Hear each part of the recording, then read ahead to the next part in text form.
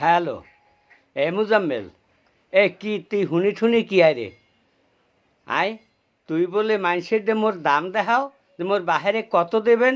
এ মানুষ আবার মানুষের বেচে কেমনে আয়? এই কথা তো মুই আর কোনো দিন শুনি নাই। আর তুই শুরু করছো কি? কামরে কি হইছে কি ক আব্বা, ঘটনা হইছে কি, আপনার জমি জমা ধন সম্পত্তি যা আছে হাতে আপনি বাচ্চা থাকতে মরে দিতে আছেন না। এখন আপনি মরে গেলে এই পর্যন্ত মুই এই সম্পত্তি দিয়ে করবো কি? এখন মুই চাইতে আছি যে মোর বলতে তো আর কিছু নাই। কোন জায়গায় বিয়ে করতে গেলে ওকে তোমার আছে কি? ঠিকই তো। এখন মুই তো কামাই করতে পারি নাই কিছু, কোন জায়গায় চাকরি করতে গেলেও হ্যাঁ পাই না।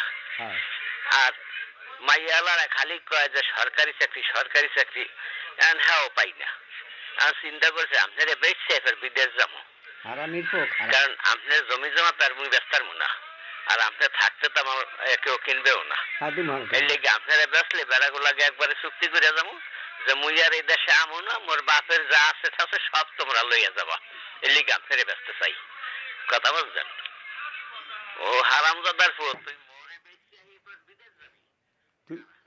মোরে বেচে এবার বিদেশ যাবি? তোর বিদেশে যাওয়া হইতেছি খারা।